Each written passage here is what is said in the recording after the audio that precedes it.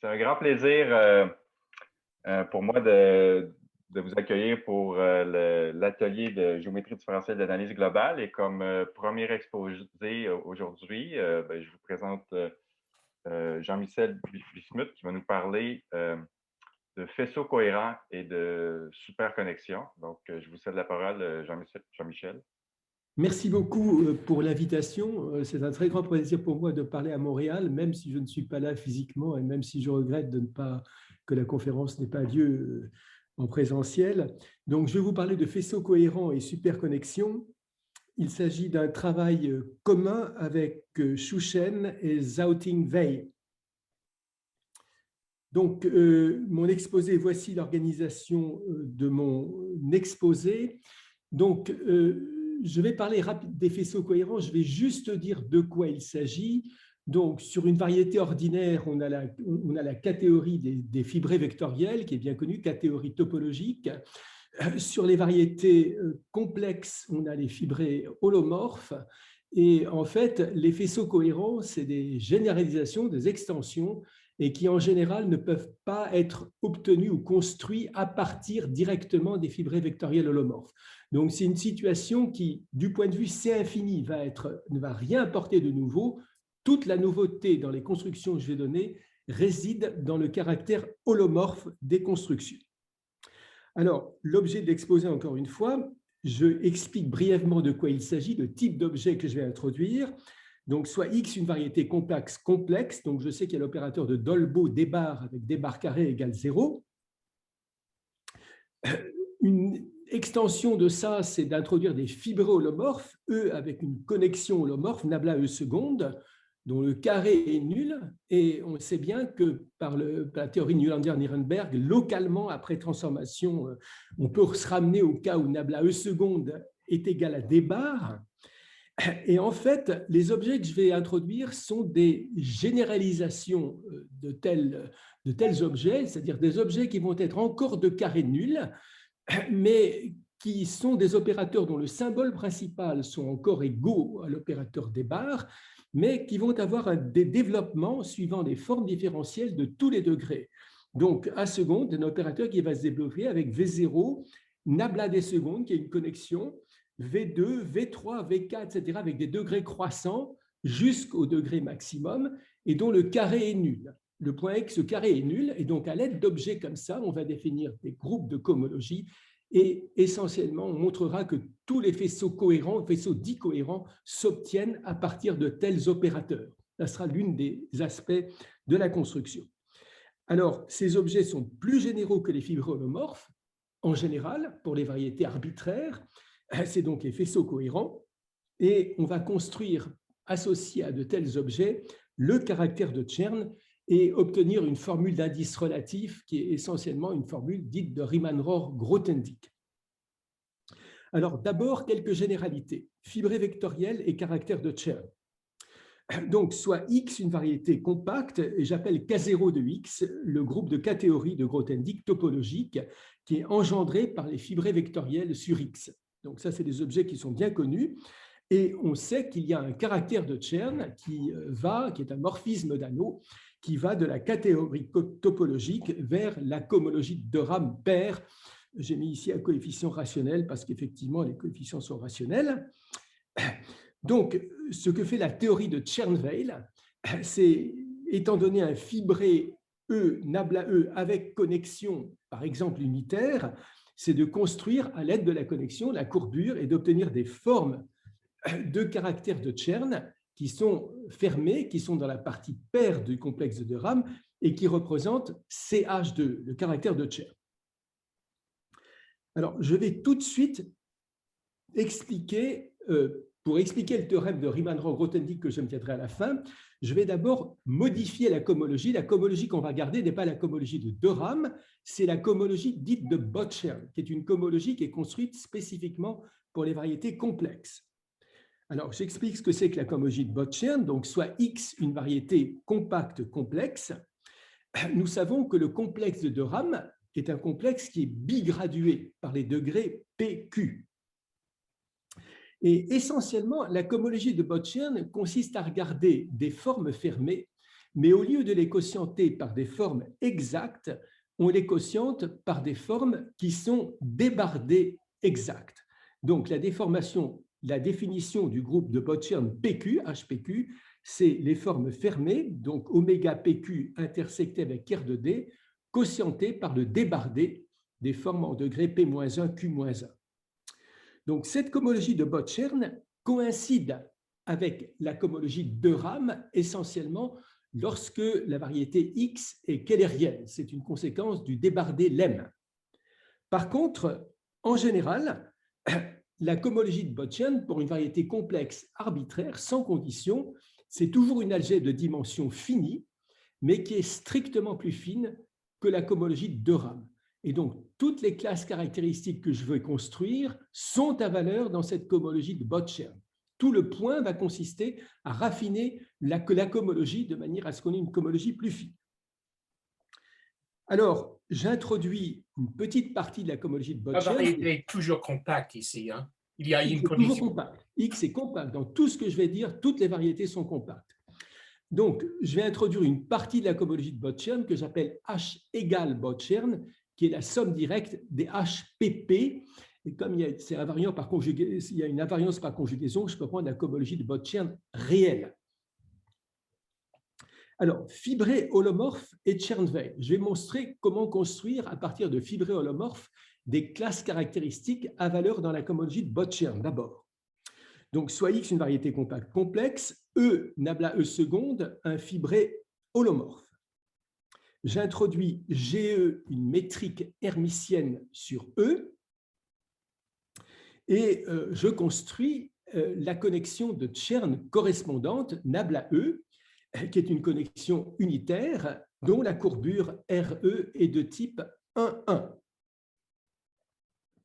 Alors, je fais ensuite la construction classique de la forme caractère de Chern comme étant la trace de l'exponentielle de moins la courbure, qui est donc une somme de formes de type PP, ça c'est classique, mais ce que dit la théorie de Botchern, c'est donc la contribution qu'ils avaient donnée à l'époque, c'était de démontrer que cette forme de caractère de Chern, non seulement lorsque je bouge la métrique, elle est exacte, la variation reste exacte, mais qu'elle est canoniquement débardée exacte. Si vous changez la métrique, les deux formes diffèrent par le débardé d'un certain objet. Et c'est pour cela qu'on peut définir le caractère de Chern en cohomologie de Botchern de E, qui appartient à H égale BC de XR et qui ne dépend pas de la métrique. C'est comme ça qu'on définit des classes caractéristiques classiques en cohomologie de Botchern pour des fibrés vectoriels, pour des fibrés holomorphes. Alors, de la même manière, on peut construire aussi la classe de Todd en cohomologie de Botchern pour un fibré vectoriel. Alors maintenant, je vais commencer à parler de complexes holomorphes de fibrés vectoriels. Donc, c'est une extension qui est essentiellement triviale de la notion de fibré holomorphe. Je prends EV, un complexe holomorphe de fibrés. Donc, qu'est-ce que ça veut dire ça, un complexe holomorphe de fibrés? Ça veut dire que je me donne des fibrés holomorphes, E0, etc., EM, et en plus avec un morphisme V, qui est un complexe, c'est-à-dire V carré égale 0, et V est une fonction holomorphe. V est un morphisme holomorphe. Alors, à partir de là, je peux construire un opérateur très simple qui consiste à combiner la différentielle holomorphe avec V. C'est en réalité construire un complexe d'hypercohomologie, donc V plus nabla E seconde. C'est la combinaison d'un morphisme et d'une connexion. C'est une superconnexion au sens de Quillen, et son carré est égal à 0. Le symbole principal est toujours l'opérateur débar, bien entendu. Alors, on peut se demander quelle est la cohomologie du complexe associé. Donc, plus exactement, j'introduis E ronde, qui sont les formes différentielles C infini. Excusez-moi, c'est les formes différentielles. Ce n'est pas C infini ici. Excusez-moi, c'est juste les formes différentielles de type oméga 0P à coefficient dans E, munies de l'opérateur AE seconde. Ceci définit localement un OX complexe, Un OX complexe, ça veut dire j'ai un complexe où la différentielle commute avec la multiplication par les fonctions holomorphes, et j'appelle H rond de E sa cohomologie. C'est donc une construction purement locale.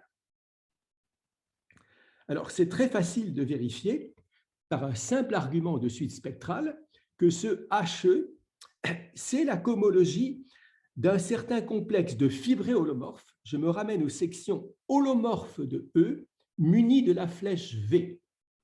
Et HE, en fait, la cohomologie du complexe associé à seconde, la cohomologie locale, c'est la même chose que la cohomologie du complexe OX de E muni de la flèche V. Vous voyez que si V varie irrégulièrement avec le paramètre holomorphe, cette cohomologie est difficile à décrire. Il peut y avoir des endroits où elle est nulle, des endroits où elle n'est pas nulle. Alors, HE, ce faisceau de cohomologie, est un exemple de faisceau cohérent Z gradué. C'est ça ce que c'est un faisceau cohérent. La description d'un faisceau cohérent, c'est au moins localement un objet comme ça, qui est obtenu à partir d'un complexe de fibrés holomorphes comme étant sa cohomologie locale. Alors, je prends l'exemple le plus simple de faisceau cohérent, c'est le complexe de Koszul.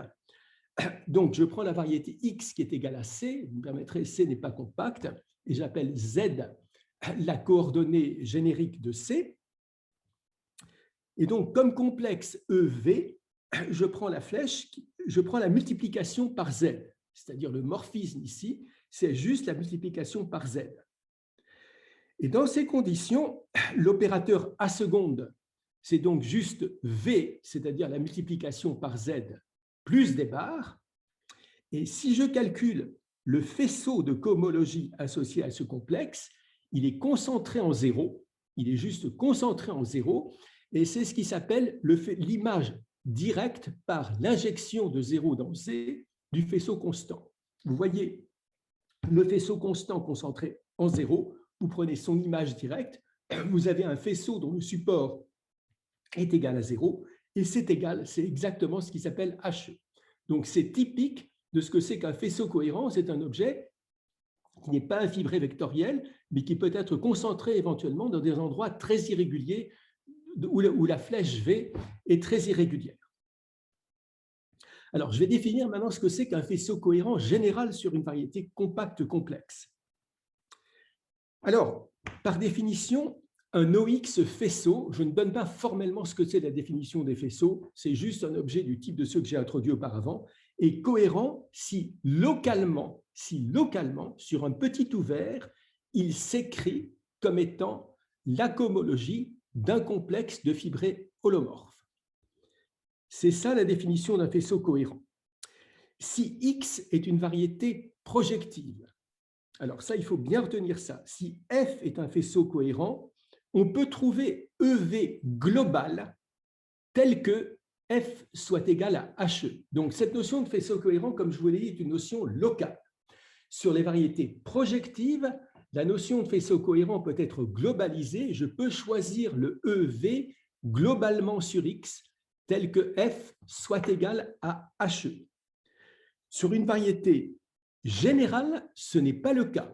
Claire Voisin a en particulier démontré que si X est non projective, par exemple des tors complexes de dimension plus grande que Toura non projectifs, ce n'est en général pas le cas. Pour le faisceau constant concentré en un point, si je prends son image directe, je ne peux pas trouver de complexe holomorphe EV tel que ce faisceau soit la cohomologie de EV. Alors, quelle est la conséquence de cette impossibilité pour la construction du caractère de Chern des faisceaux cohérents? Je dis qu'on veut construire le caractère de Chern d'un faisceau cohérent en cohomologie de Bott-Chern. C'est notre objectif, notre premier objectif. Alors, je dis la chose suivante. Si X est projective, je peux dire que ce faisceau cohérent HE est la cohomologie d'un complexe global EV. Et on peut démontrer que ce CHBC de E, qu'on sait construire par ailleurs, je vous rappelle que pour des fibrés holomorphes, on sait construire le caractère de Chern en cohomologie de Bott-Chern, ce CHBC de E ne dépend pas de E. Et donc, c'est comme ça pour les variétés projectives qu'on construit le caractère de Chern des faisceaux cohérents. Il n'y a essentiellement aucune différence avec la construction du caractère de Chern pour les fibrés vectoriels holomorphes. Par contre, pour une variété complexe générale, on ne savait pas définir le caractère de Chern des faisceaux cohérents, justement à cause de l'absence de résolution globale ou de complexe global EV dont HE serait la cohomologie. Donc, c'est cette difficulté-là qu'on va essayer de résoudre, comment construire le caractère de Chern en général. Donc, je vais introduire la notion de superconnexion anti-holomorphe introduite par Bloch, Jonathan Bloch. Donc, je me donne grand E maintenant, qui est un fibré C infini, Z gradué, et sur lequel l'algèbre extérieure anti-holomorphe agit par multiplication. Donc, si vous préférez, ce n'est pas une restriction, vous pouvez supposer que ce grand E est le produit tensoriel de l'algèbre extérieure multiplié par un fibré vectoriel D qui est Z gradué. Évidemment, grand E hérite de la graduation totale venant de l'algèbre extérieure anti-holomorphe et de D. Donc, cette théorie, en fait, que je vais développer, est une théorie dans laquelle le complexe de Dolbeault d'un côté et le fibré de l'autre ne pourront pas être séparés.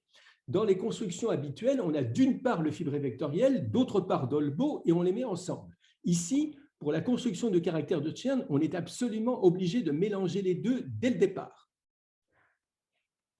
Alors, qu'est-ce que c'est qu'une superconnexion anti-holomorphe au sens de Bloch? Eh bien, c'est exactement un opérateur à seconde dont le carré est nul, dont le degré total est égal à 1, c'est-à-dire de la même manière que l'opérateur de Desbarres augmente le degré total de 1, dont la connexion nabla E seconde, on peut l'avoir comme augmentant le degré total de 1. Ici, AE seconde est un opérateur augmentant le degré total de 1 sur les sections C infini de E et qui vérifie la règle de Leibniz pour la multiplication par les formes anti-holomorphes. Alors, j'ai écrit ici, Bloch a appelé ça une superconnexion anti-holomorphe. C'est donc en quelque sorte une version des superconnexions de Quillen.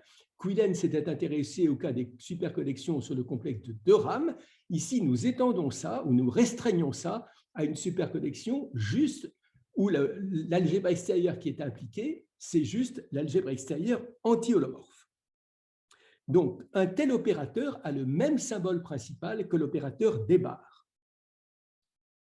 Donc, ce AE seconde, je peux le développer, comme je l'ai dit, sous la forme d'opérateurs qui comptent le degré dans l'algèbre extérieure anti-holomorphe. Donc, il y a d'abord dans ce AE seconde, il y a une partie V qui est juste un morphisme de D. La partie nabla des secondes, c'est une connexion anti-holomorphe sur D.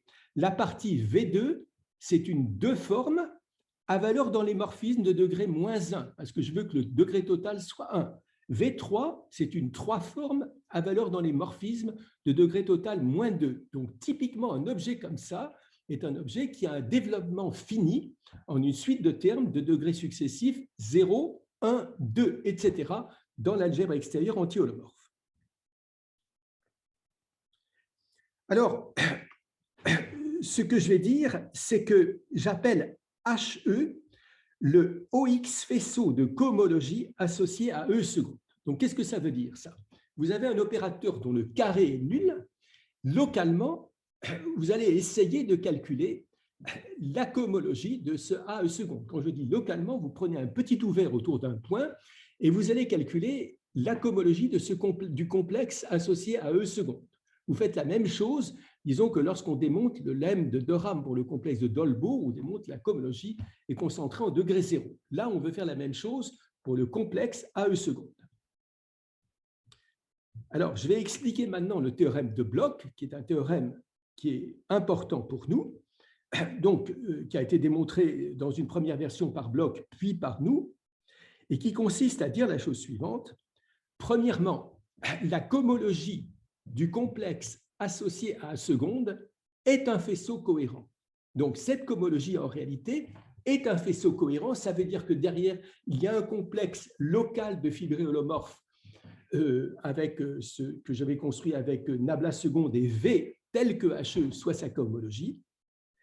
Et la deuxième partie du théorème, c'est que tous les faisceaux cohérents peuvent être obtenus de cette manière. C'est-à-dire que cette construction, non seulement à l'aide d'un objet AE seconde, on peut associer un faisceau cohérent, mais on a la proposition inverse, tout faisceau cohérent, il est associé à un certain objet AE seconde.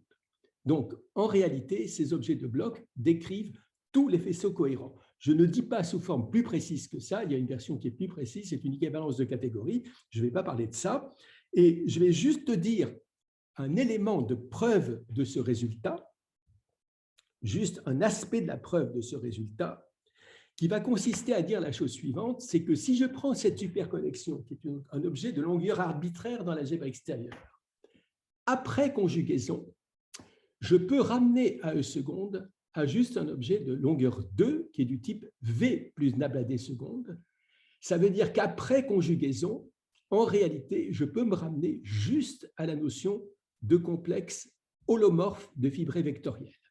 Alors, après conjugaison, qu'est-ce que ça veut dire? Ce n'est pas une conjugaison au sens des théories de jauge habituelles. Lorsqu'on a un fibré holomorphe et qu'on a un changement de jauge ou une conjugaison, on conjugue par un automorphisme du fibré.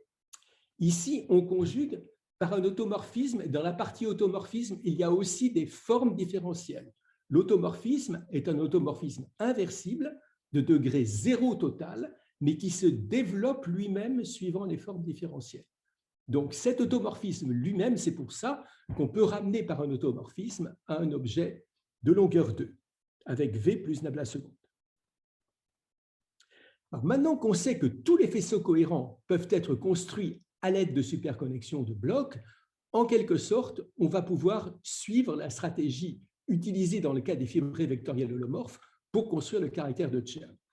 Je vais parler d'abord de théorie de Hodge exotique qui va me permettre effectivement de décrire la manière dont on construit l'adjoint de la superconnexion anti-holomorphe, de la même manière que quand j'ai une connexion nabla E seconde sur un fibré vectoriel, je construis le nabla E prime. Donc ici, étant donné un AE seconde, je vais construire un AE prime. Alors pour faire ça, je vais introduire une notion de dualité qui est une notion simple, de dualité la plus simple possible, qui est basée sur la théorie de l'intersection, soit X une variété compacte complexe. Si alpha est une forme différentielle, d'ailleurs n'importe quel type, j'introduis une involution sur les formes qui est alpha tilde, qui consiste à dire que c'est moins Fm, moins F1. J'inverse l'ordre des facteurs et je mets des signes moins partout. Et je construis comme ça une forme hermitienne sur le complexe de Rame, θ de alpha bêta, qui est essentiellement l'intégrale sur X de alpha tilde wedge bêta bar, avec un facteur I puissance n devant. C'est très facile de vérifier que ce θ est une forme hermitienne sur le complexe de Rame. Forme hermitienne, ça veut dire juste qu'elle a la propriété, quand vous échangez alpha et bêta, de calculer le conjugué, n'est-ce pas? Par contre, évidemment, elle est non dégénérée, mais elle n'est évidemment pas positive. C'est une forme hermitienne non dégénérée, ce n'est pas un produit hermitien. Si je calcule l'adjoint formel de l'opérateur D bar relativement à cette forme hermitienne, je trouve l'opérateur D.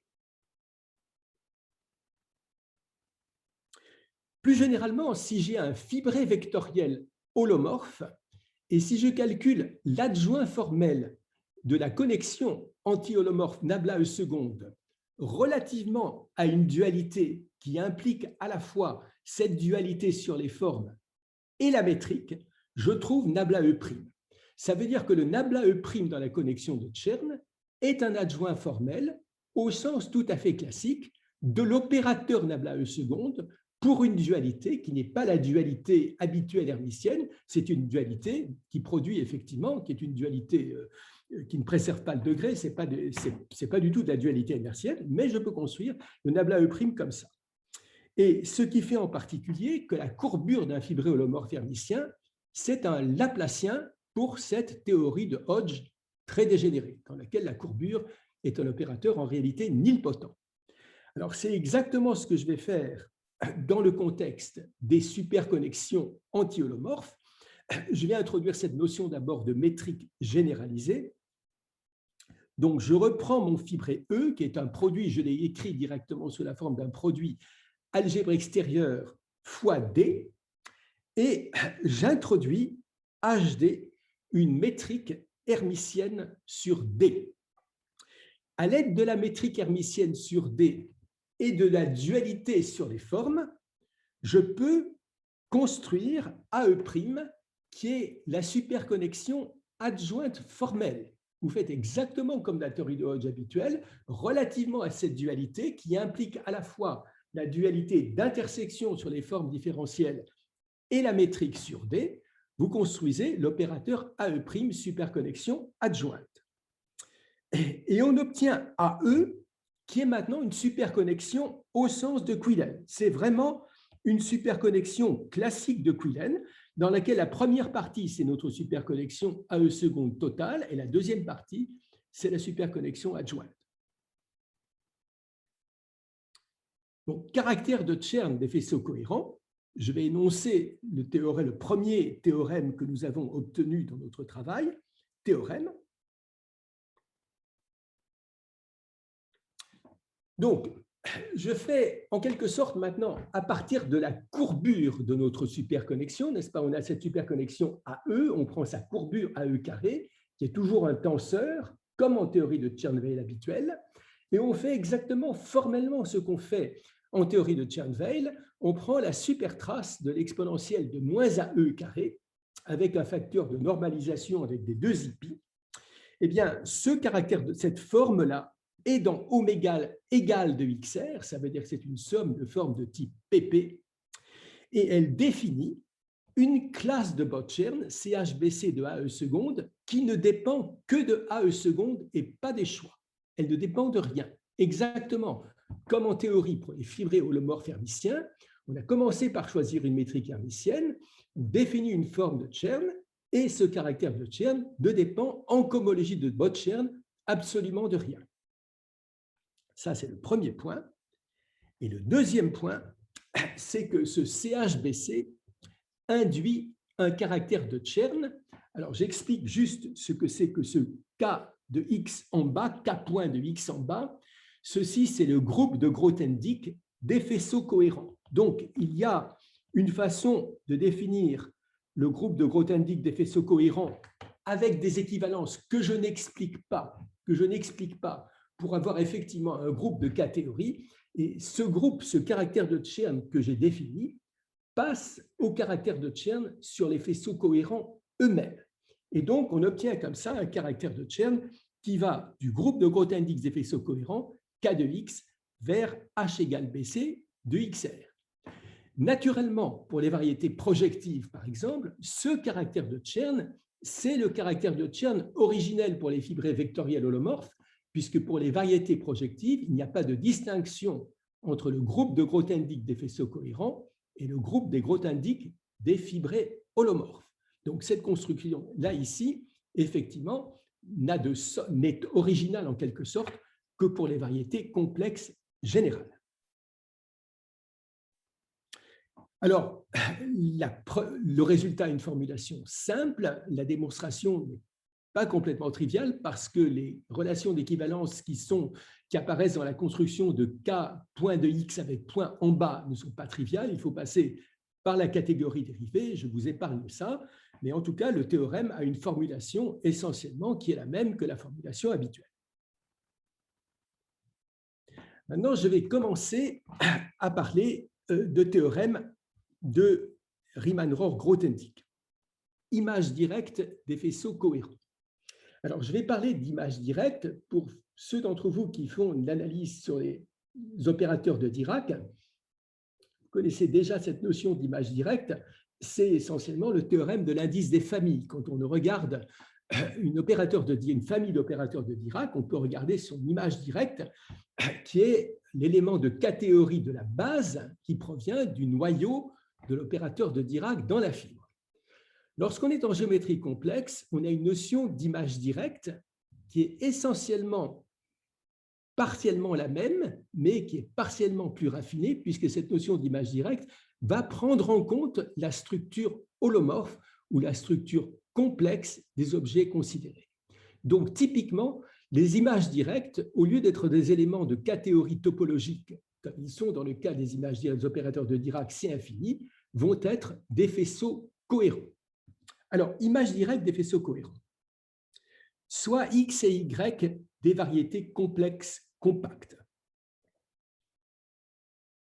Alors, je dis que par des constructions de Grauert et Grothendieck, j'ai juste mis ces deux noms-là, j'ai dit que si F est un morphisme holomorphe de X vers Y, il définit un foncteur d'image directe qui va des faisceaux cohérents sur X vers les faisceaux cohérents sur Y. Par exemple, si F est une submersion, cette image directe est plus fine, comme je l'ai dit auparavant, que l'indice de la famille d'opérateurs Desbarres. Il ne s'agit pas simplement de comprendre la famille des groupes de cohomologie de la fibre comme fibrée C infini sur la base, il s'agit aussi d'intégrer la dimension complexe holomorphe de cette image directe. Donc, c'est en ce sens que le théorème dont je vais parler maintenant vont être des raffinements des théorèmes d'image directe habituels, disons en analyse pour les opérateurs de Dirac, et ne peuvent pas être ramenés à eux. Image directe en cohomologie de Bott-Chern. Donc, lorsqu'on a un morphisme f de x vers y, nous avons un morphisme d'intégration dans la fibre qui va de la cohomologie de 2 rames de x vers la cohomologie de 2 rames de y. Comment est construit ce morphisme d'intégration? Vous savez que vous avez un tiré en arrière qui va des formes sur y vers les formes de x. Vous avez le morphisme dual qui va des courants sur x vers les courants sur y. Et on utilise le fait que la cohomologie des courants, c'est la même que la cohomologie des formes, ce qui fait qu'en définitive, on a effectivement un morphisme d'image directe de la cohomologie de x vers la cohomologie de y. C'est la même chose pour la cohomologie de Bott-Chern. Il existe un foncteur d'intégration dans la fibre qui va de la cohomologie de Bott-Chern de x vers la cohomologie de Bott-Chern de y. Et ce morphisme d'intégration est construit par le même type d'argument, c'est-à-dire par régularisation. On peut démontrer que la cohomologie de Bott-Chern peut aussi bien être construite à l'aide de formes que de courants. Donc, c'est comme ça qu'on obtient le morphisme d'intégration dans la fibre. Excusez-moi, est-ce que ça, c'est seulement dans le cas où il y a une submersion ou c'est même vrai? Dans tous les cas. Dans tous les cas. Dans tous les cas, le morphisme de cohomologie de Bott-Chern, c'est pour n'importe quelle flèche. Encore une fois, comme je l'ai dit, le tirer en arrière existe pour les formes C infinies. Si vous avez des formes C infinies, vous pouvez les tirer en arrière. Et donc, vous avez le morphisme dual qui va des courants vers les courants. Dans tous les cas, pour n'importe quelle flèche. Et effectivement, on a besoin de cette idée que la cohomologie de Bott-Chern est constructible aussi à l'aide des courants, parce que donc on a besoin d'arguments de régularisation qui permettent de démontrer que la cohomologie de Bott-Chern des courants et des formes est la même. Donc, on a effectivement un morphisme de pousser en avant, de tirer en avant, qui est défini pour n'importe quelle flèche.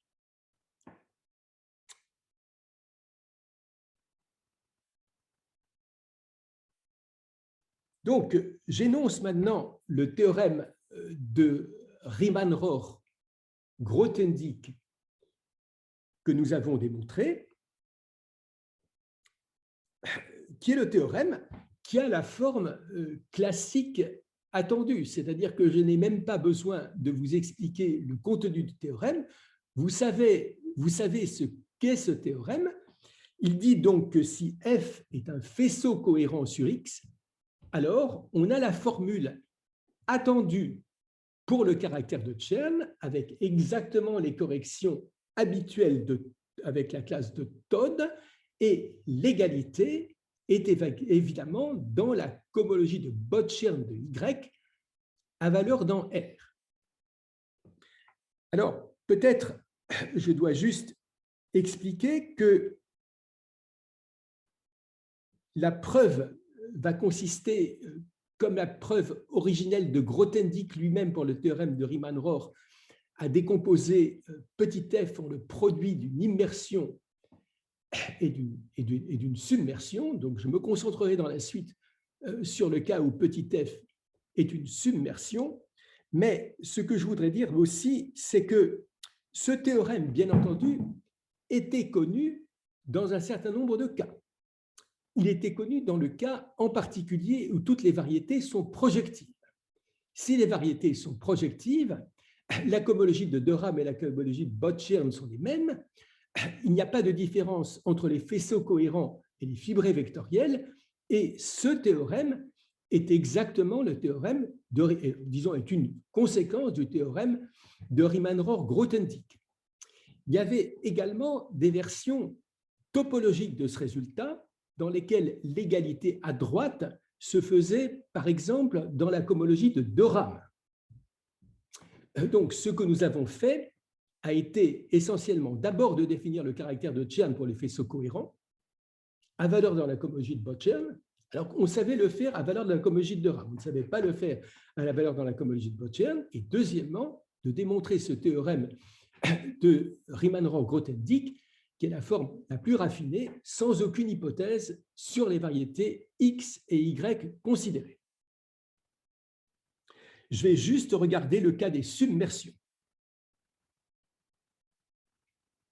Donc, je vais même me concentrer sur le cas d'une submersion P qui va de M égale X croix S vers S. C'est donc une submersion produit.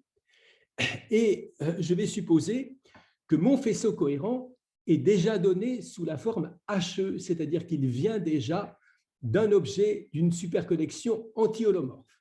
Ça n'est pas une restriction ici de supposer, par exemple, que F est juste un fibré holomorphe. Si vous n'aimez pas les superconnexions de blocs pour l'instant, vous pouvez aussi bien supposer que mon grand F est un fibré holomorphe. Ça ne changera rien, puisque toute la difficulté sera dans le traitement de l'image directe.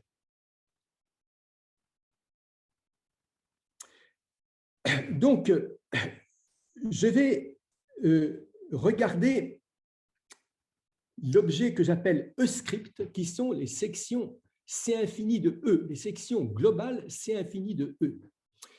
Donc, comme je l'ai dit, ces sections globales, l'algèbre extérieure anti-holomorphe globale agit par multiplication sur ces sections globales. Ça, c'est la définition, mon objet grand E. Par définition, il y a action de l'algèbre extérieure anti-holomorphe. Mais puisque l'algèbre extérieure anti-holomorphe de la base se relève dans l'algèbre anti-holomorphe de la fibre, partira en arrière, ça veut dire que mon objet E-script est aussi un module sur l'algèbre extérieure anti-holomorphe de la base. Et donc, ceci veut dire que mon objet AE seconde, en réalité, je peux déjà le voir comme une superconnexion anti-holomorphe de blocs. Dès qu'on est en situation d'image directe, naturellement, l'opérateur débarre total, ou l'opérateur AE seconde total, peut être vu comme une superconnexion anti-holomorphe, mais sur un objet qui va être dimension infinie. Alors, pour préciser ça, être moins cryptique, je vais juste donner un exemple qui est juste le cas où grand E est le fibré trivial. Vous savez que l'opérateur D bar M, en général, s'écrit sous la forme du D bar vertical plus le D bar horizontal. Dans le cas produit, ça n'est que ça, D bar vertical plus D bar horizontal. Dans le cas non produit, vous savez que quand vous cherchez à écrire l'opérateur D bar M total, vous l'écrivez sous la forme D bar vertical plus D bar horizontal plus une flèche qui augmente le degré de 2 sur la base et baisse le degré de 1 sur la fibre. C'est absolument classique. Si vous regardez la structure de cet objet en général, vous voyez que c'est déjà un objet de bloc. Donc, en d'autres termes, dès qu'en général, on regarde les situations de submersion, des objets de bloc s'introduisent naturellement. La seule différence, c'est que c'est des objets de bloc maintenant qui sont de dimension infinie. En d'autres termes, cet objet des barèmes, je le vois comme une superconnexion anti-holomorphe, mais agissant sur le complexe des formes différentielles dans la fibre, qui est un objet de dimension infinie. En d'autres termes, les objets de bloc sont déjà naturels avant même qu'ils aient été construits par bloc. Ils sont naturels dans le contexte d'image directe. La seule différence, c'est qu'ils sont de dimension infinie au lieu d'être de dimension finie comme étant les objets de bloc. Alors, nous avons là un dilemme. Je vais expliquer juste rapidement ce dilemme. D'abord, par Grawert, nous savons que l'image directe par P du faisceau cohérent E est un faisceau cohérent sur la base. Donc, on sait qu'il y a un faisceau cohérent sur la base qui a lui-même un caractère de Chern, par ailleurs. Mais ce P étoile de E, cet objet de bloc dont on est parti, est lui-même de dimension infinie. Et comme il est de dimension infinie, je ne peux pas appliquer la théorie précédente qui me permettait de construire le caractère de Chern associé à des superconnexions anti-holomorphes dont de cohomologie HP étoile de E. Je ne peux pas faire ça. J'ai une construction de dimension infinie d'un côté, mais qui ne correspond pas à la construction qui est obtenue par la théorie de bloc, qui consiste à manipuler des objets de dimension finie. Donc, la théorie de bloc ne s'applique pas à cette théorie, à ces objets de bloc en dimension infinie. Donc, on va trancher le nœud gordien. Je vais expliquer juste comment trancher ce nœud gordien. D'abord, on sait que la théorie de Chern-Weil en dimension infinie existe. Donc, c'est la théorie qui a été utilisée pour démontrer le théorème de l'indice des familles à l'aide de la théorie des superconnexions de Quillen. Donc, on sait qu'on peut construire en réalité des formes de Chern-Weil en dimension infinie. Ça, on sait le faire en général. On sait que pour faire ça, essentiellement, ce qu'on doit faire, c'est se donner des métriques HTX sur le tangent relatif, HE sur le fibré vectoriel considéré ou sur l'objet de bloc considéré si on veut vraiment regarder des objets de bloc. Et ensuite, elles permettent de cette théorie des superconnexions en dimension infinie permet de fabriquer des formes fermées CH sur la base qui sont dans oméga égale de SR. Ça, c'est la théorie des superconnexions de dimension infinie. Par ailleurs, j'avais démontré que si l'image directe est localement libre, ça veut dire si effectivement les groupes de cohomologie ne sautent pas avec les points de la base, ces formes de caractères de Chern sont exactement égales en cohomologie de Bott-Chern à la cohomologie de Bott-Chern de l'image directe. Excusez-moi. Alors, d'être obligé de revenir rapidement là. Hop, excusez-moi, ça a sauté. Voilà. Voilà. Donc, ce que je dis maintenant, c'est que par troncation spectrale, il y a donc un argument d'analyse qui est un argument qui n'est pas nécessairement facile, qui démontre que ces formes de caractères de Chern construites par la théorie des superconnexions en dimension infinie calculent effectivement le caractère de Chern de l'image directe. Le point subtil, encore une fois, c'est que cette image directe, en général, n'est pas localement libre, c'est un faisceau cohérent. Pour l'évaluer, il faut utiliser cette théorie de blocs et des superconnexions de blocs en dimension finie. Par ailleurs, mon image directe, elle, est donnée comme image directe d'une superconnexion en dimension infinie. Il faut démontrer que ces deux constructions sont compatibles. Alors, théorème d'indice local et formule de Riemann-Roch. Une fois qu'on a ce premier théorème qui permet de dire je peux représenter mes formes de caractères de Chern par des formes de superconnexion en dimension infinie, il me reste à faire des calculs d'asymptotique quand t tend vers 0 de manière à essayer d'appliquer des techniques d'indice local. Donc essentiellement, ça va consister à remplacer la métrique le long de la fibre par une métrique GTX divisée par T. Si la forme de Keller de la fibre est débardée fermée, on peut démontrer que nos formes de caractères de Chern de dimension infinie, elles convergent exactement vers des formes de Chern-Weil qui viennent des métriques et des superconnexions considérées. Et donc, effectivement, on obtient comme ça le théorème de Riemann-Roch-Grothendieck par une limite t tendant vers 0, par des arguments maintenant de théorie de l'indice local. Ceci exige que la forme de Keller soit débardée fermée. Je vais juste maintenant expliquer ce qui se passe lorsque la forme de Keller oméga n'est pas débardée fermée, c'est-à-dire lorsqu'on ne peut plus du tout appliquer de méthode de théorie de l'indice local classique. On va être obligé de passer par une théorie de Hodge exotique, qui est une théorie de Hodge dont le Laplacien sera hypoelliptique.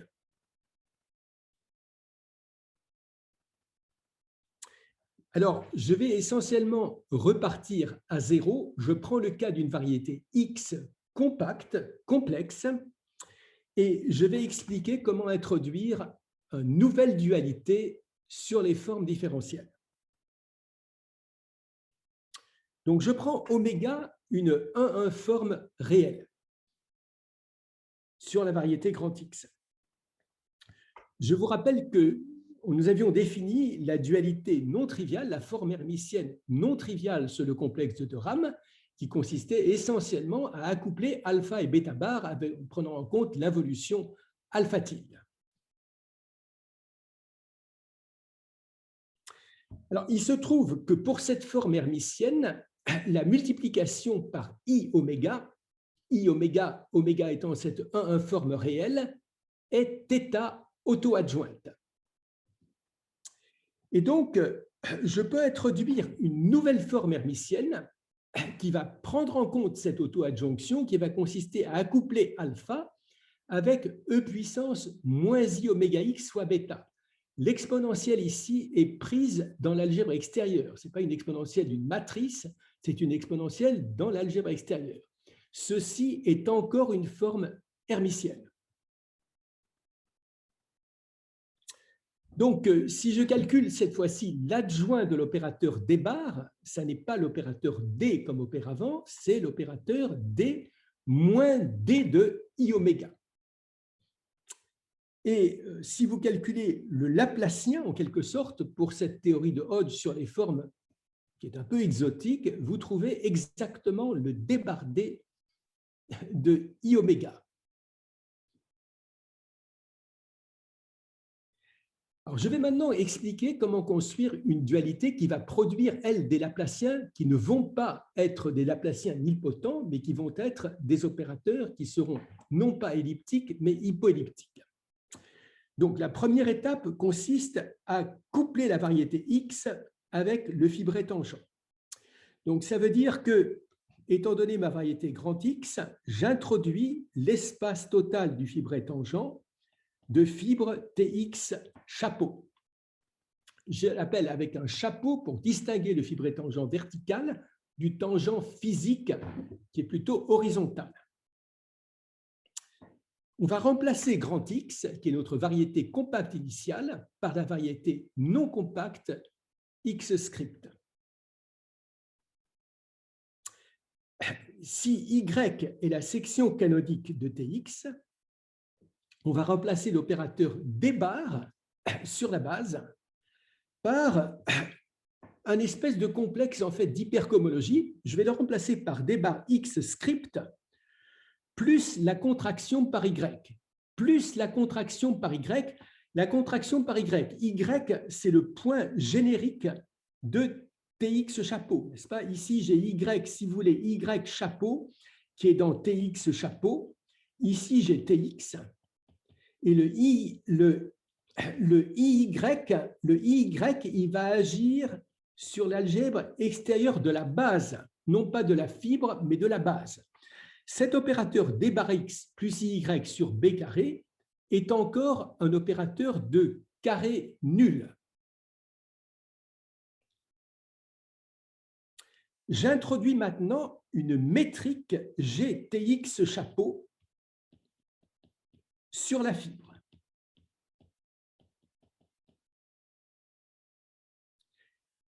Métrique généralisée. Alors, je n'ai pas expliqué le détail là. Donc, je vais regarder maintenant des formes différentielles sur l'espace total. Essentiellement, sur les formes différentielles sur l'espace total, je vais introduire une forme hermitienne qui est essentiellement la dualité sur les formes de la base que j'ai introduit tout à l'heure, c'est-à-dire par produit extérieur, éventuellement modifié avec le E puissance moins I oméga. Donc ça, c'est sur les formes qui viennent de la base. Et dans la direction de la fibre, je prends la dualité hermitienne classique. Donc, ce que ceci veut dire, c'est que je transporte l'analyse hermitienne de la base vers la fibre. Et à partir de cette dualité, je calcule un certain Laplacien que j'appelle LB. Ma différentielle dépendait de B, c'était d bar x total plus y sur b carré. Je prends un adjoint pour cette nouvelle dualité hermitienne, j'obtiens un Laplacien. Il se trouve que cet Laplacien, c'est essentiellement la somme d'un oscillateur harmonique dans la fibre et du flot géodésique. C'est essentiellement ça. C'est donc un opérateur hypoelliptique que j'ai écrit cette forme-là. Essentiellement, il y a l'oscillateur harmonique de la fibre. Et ici, ce terme qui est opérateur de degré 1 sur la base, c'est la différentielle dans la direction du flot géodésique. Cet opérateur est hypoelliptique, il a un opérateur de la chaleur.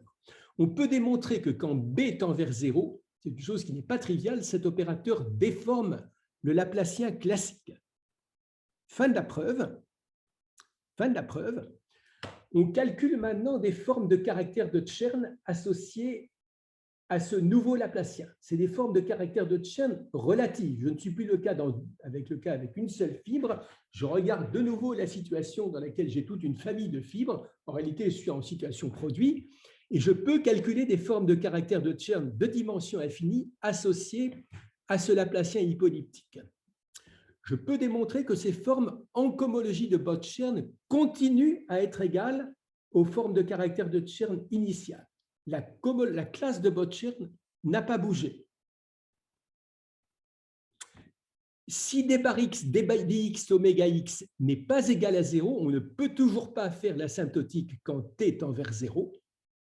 Donc ça, c'est un résultat qui est négatif, mais à condition de remplacer oméga, qui est la forme de Keller de la base, par y carré fois oméga, donc ça, je ne peux pas expliquer pourquoi, on démontre le théorème de Riemann-Roch-Grothendieck pour les submersions en faisant tendre t vers 0. Donc, en d'autres termes, pour le cas des submersions, la théorie elliptique classique n'a pas permis de démontrer le théorème de Riemann-Roch-Grothendieck. L'obstruction étant essentiellement le débardé de la forme de Keller, il faut se déformer très loin de la théorie elliptique classique, aller très loin dans l'hypoelliptique pour finalement pouvoir prendre l'asymptotique quand t tend vers 0 et obtenir le théorème de Riemann-Roch-Grothendieck.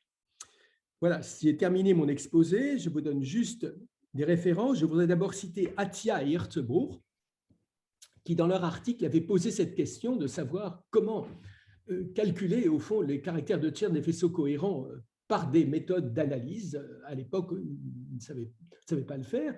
Donc, ce problème a été abordé, il faudrait peut-être que je mentionne maintenant, par une succession de personnes. Il y a eu Lévy, il y a eu Toledo-Tong, qui ont essayé de construire des caractères de Chern dans des cohomologies moins raffinées que celles dont j'ai parlé. Il y a Griveau, qui a aussi travaillé dans ces constructions. Il y a eu un nombre, mais en quelque sorte, notre résultat, je pense, en fait, c'est le résultat final, c'est-à-dire qu'effectivement, il conclut toute la construction, c'est-à-dire qu'il construit le caractère de Chern et il démontre le théorème de Riemann-Roch-Grothendieck.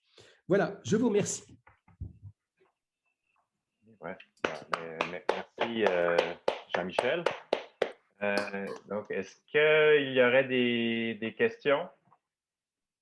Oui, donc je vois 3 mains levées. Donc, je vais y aller avec Claude en premier. Est-ce qu'on voit des différences prononcées entre le cas kellérien et le cas non kellérien pour l'image du caractère de Chern? Oui, bien sûr, parce que la cohomologie, en général, la cohomologie n'est pas la même, n'est-ce pas? Pour les variétés non kellériennes, là, effectivement, il y a des contre-exemples, il y a des exemples de variétés non kellériennes où on sait calculer la cohomologie. La cohomologie de Bott-Chern n'est pas la même que la cohomologie de Rham. C'est un raffinement strict. Hein? Donc, la cohomologie est plus fine, et donc, ça veut dire que le caractère de Chern qu'on obtient en cohomologie de Rham ne peut pas se relever naturellement en cohomologie de Botcherl. Donc, il y a effectivement une différence. Il y avait une question de Benoît aussi. Merci. En fait, ma question était dans la même direction que celle de Claude, mais je voulais savoir au niveau est-ce qu'on sait quelque chose au niveau de la surjectivité du caractère de Chan dans ce cas-ci? Certainement pas sur la cohomologie à valeur dans R, mais si on restreint à valeur dans Q, par exemple, est-ce qu'on a surjectivité dans ce cas-ci? Ou? Ça, je ne pense pas qu'on sache ça. Je ne pense pas qu'on sache ça parce que, d'une certaine manière, la construction du caractère de Chan est trop récente pour qu'on puisse le savoir. Non, nous ne savons pas faire ça. Nous ne savons pas faire ça. Ce que nous avons pu faire, encore une fois, n'est-ce pas? Vous voyez, d'une variété complexe générale, il y a le groupe de catégories habituelles des fibres holomorphes et le K-groupe des faisceaux cohérents. L'un des groupes est strictement plus grand que l'autre. Attia, dans un de ses textes, donne l'analogie. Il faut penser à la catégorie des fibres holomorphes comme étant la cohomologie et les faisceaux cohérents comme étant l'homologie. Donc, l'homologie, les classes d'homologie, on peut les multiplier par des classes de cohomologie, mais les classes d'homologie, on ne peut pas les multiplier entre elles. Donc, l'un est strictement plus grand que l'autre. Donc, je ne peux rien dire sur votre question pour l'instant. Il y a une question de Richard Wentworth. Oui, bonjour. Bonjour. Est-ce que vous avez obtenu au passage une autre démonstration de la théorème de cohérence des images directes de Grauert? Oui, évidemment. Bien sûr. Non, alors, il faut être très précis sur cette histoire. Le théorème de Grauert est vrai pour des objets qui sont bien plus généraux que des variétés lisses, n'est-ce pas? Tous nos objets sont des variétés compactes lisses. La théorie de Grauert s'applique sur des espaces analytiques beaucoup plus. Mais dans le cadre des variétés lisses, oui, évidemment, le formalisme qu'on a redémontre le théorème de Grauert et à l'intérieur du formalisme de la cohomologie d'Olbo, c'est-à-dire qu'effectivement, ces arguments dits de troncation spectrale, donc, auxquels j'ai fait brièvement allusion, en réalité, ce qu'ils font, c'est qu'en situation de famille, par exemple, ils démontrent que la troncation spectrale permet en réalité de construire un objet de bloc de dimension finie localement, donc une superconnexion anti-holomorphe de blocs, et donc de démontrer la cohérence. Donc, vous avez tout à fait raison, c'est un point technique essentiel. On ne pourrait pas en réalité imaginer qu'on ait pu démontrer notre théorème sans être contraint de redémontrer le théorème de Grauert. Absolument. Ah oui, merci. Donc je vois une autre question, une autre main levée de Francis Nier. Oui, bonjour. En fait, c'est une question qui est sur les derniers transparents, plutôt une question d'analyse. En fait, le fait de remplacer oméga par donc la norme de y au carré oméga, c'est ça? Oui. En fait, quel est la raison? Quelle est la raison? C'est pour corriger des problèmes de compacité dans la fibre? Non, ça n'est pas pour ça. Je prends juste le transparent qui est ici, n'est-ce pas? Oui. Il y a ce terme ici qui est le terme débardé oméga x, que j'aurais envie d'appeler le terme de Gauduchon, et qui est l'obstruction à la possibilité de prendre la limite quand t tend vers 0. N'est-ce pas? Notre but est d'avoir une formule locale pour l'objet qu'on calcule. Essentiellement, ces calculs se font en faisant des limites quand t tend vers 0, en faisant des limites pourtant petits. Il se trouve qu'il y a un terme matriciel qui est la multiplication par ce débardé oméga x et qui fait qu'avec un opérateur de ce type-là, la limite quand t tend vers 0 explose. On ne peut pas calculer le terme constant. Et donc, la question est de savoir comment l'éliminer.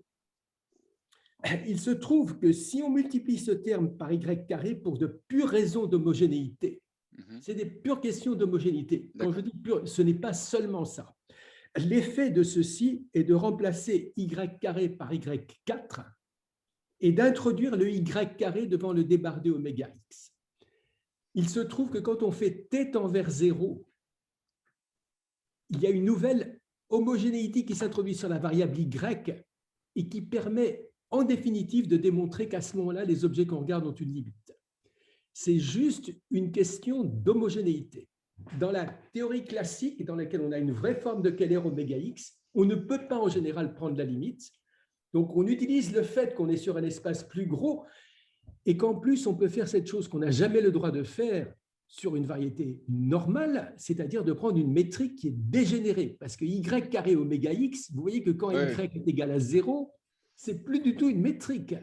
Absolument pas. Le prix à payer, c'est que ce y carré est remplacé par y4. Vous voyez qu'y4 est un bon potentiel, d'une certaine manière. L'opérateur qui reste là, il est toujours hypoelliptique et il est globalement hypoelliptique. Ça veut dire qu'il continue à avoir une théorie spectrale discrète. Donc, d'une certaine manière, ce n'est pas un mauvais opérateur. Par contre, ça ne perturbe pas, par contre, la partie laplacien. Enfin, au niveau du symbole principal, il n'y a pas de dégénérescence. Au niveau du symbole principal, non. Au niveau du symbole principal, il ne se passe essentiellement rien. Tout se passe au niveau du potentiel. D'accord. Donc, le beau potentiel oscillateur harmonique, malheureusement, le bon et le mauvais arrivent ensemble. Le y carré et le débardé oméga x, ils sont produits par le même formalisme. Donc, pour modifier l'un, pour tuer l'un, il faut modifier l'autre. D'accord, merci. Je vois qu'il y aurait au moins une autre question, mais pour permettre de préparer le prochain exposé, je proposerais que les autres questions soient reportées peut-être à la période de discussion après le deuxième exposé. D'accord. Donc, j'invite tout le monde à remercier à nouveau Jean-Michel pour son exposé. Je vais